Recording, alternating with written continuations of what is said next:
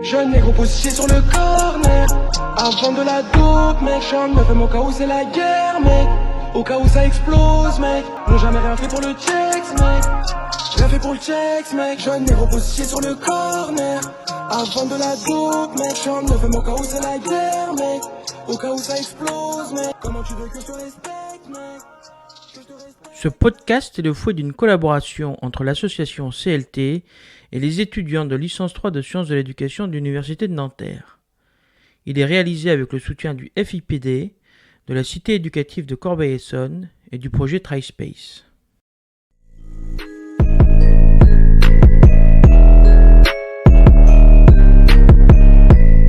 Épisode 1, la rentrée.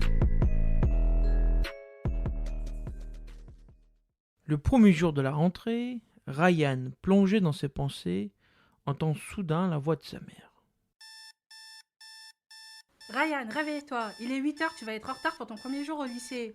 Oh putain, fais chier, merde. Ryan, déboussolé, s'empresse de se préparer et de filer au lycée. Il sent que cette année est différente des autres et qu'elle va être mouvementée.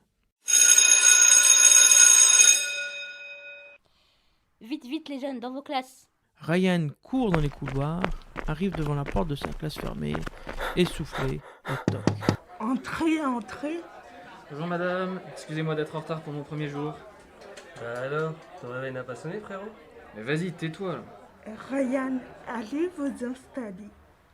Aujourd'hui, c'est le premier jour pour vous dans le lycée et cycle au sein de la classe de seconde. Je serai votre professeur d'histoire géo et votre professeur principal. Voici votre emploi du temps et votre carnet qu'il faudra impérativement avoir dans vos sacs. Bon, c'est pas tout, mais le proviseur souhaite nous faire un discours de bienvenue.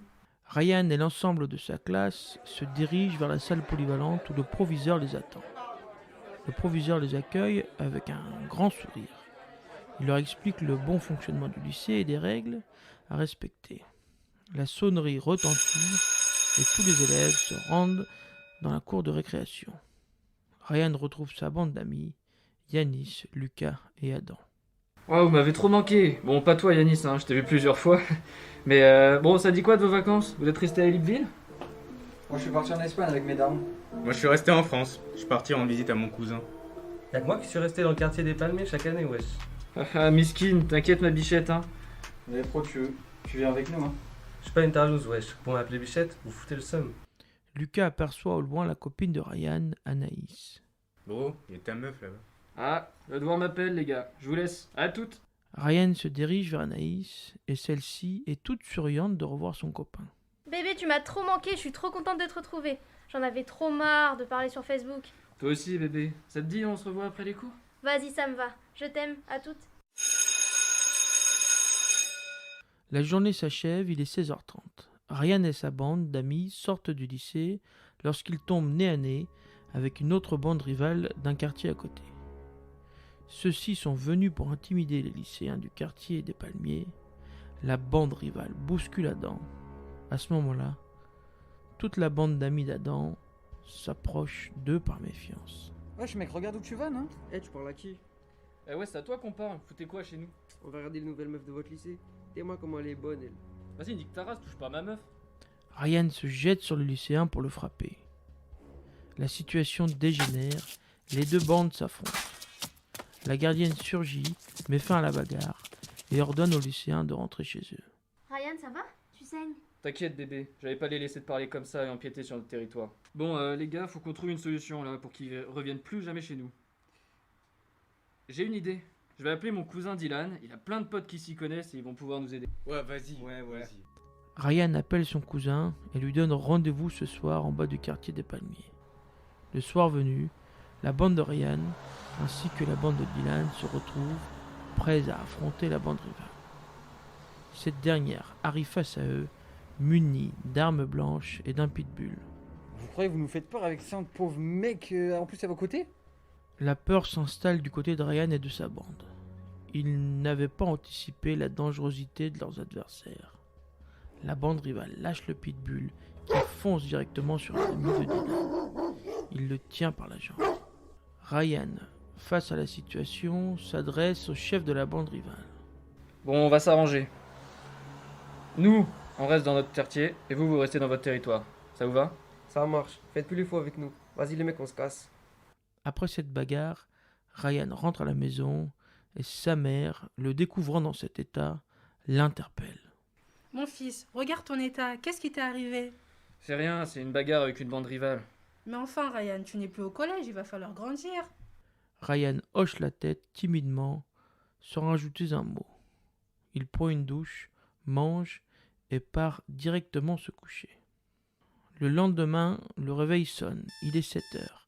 Ryan se lève, encore secoué de la veille, avec des douleurs un peu partout dans le corps. Il se prépare et arrive au lycée avant ses amis. Ryan se dirige vers son casier lorsqu'il bouscule involontairement un élève du lycée inconnu à ses yeux.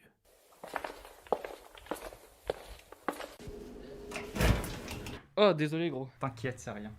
Celui-ci est grand, brun et semble être plus âgé que Ryan. Les deux élèves se regardent.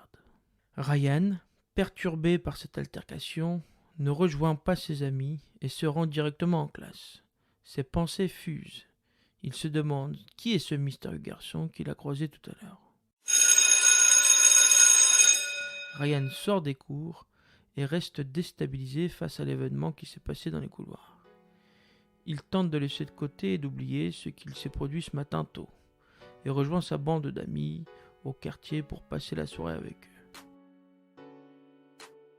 Cette audiosérie a été réalisée par Ossine Baouz, Inès Demange, Naïva Bravo, Vinara Sileni et Amanda Vira, 5 étudiants en licence sciences de l'éducation à l'université Paris-Nanterre, avec la participation supplémentaire de Olivier Brito pour la voix du narrateur, Elliot Elgi pour la voix de Ryan, Étienne pour la voix de Yanis et de Dylan, Rainy Brianto pour la voix de Lucas et de Samy, Malika Ben Elmouden pour la voix de la surveillante, JP Demange pour la voix du policier et du père de Ryan, Thomas Debauve pour la voix d'Adam, de Baptiste et les secondes voix, Michael Vira pour les secondes voix, Farah Hamada pour la voix de la mère de Ryan, Amanda Vira pour la voix d'Anaïs, Naïva Bravo pour la voix de la professeure d'histoire géo, Inès Demange pour la voix de Mélinda, Vinara Sileni pour la voix du médecin et de la sœur d'Adam, Ossine Baouz pour la voix d'Eliott et Michael et Amanda Vira pour le montage. Un grand merci pour votre écoute.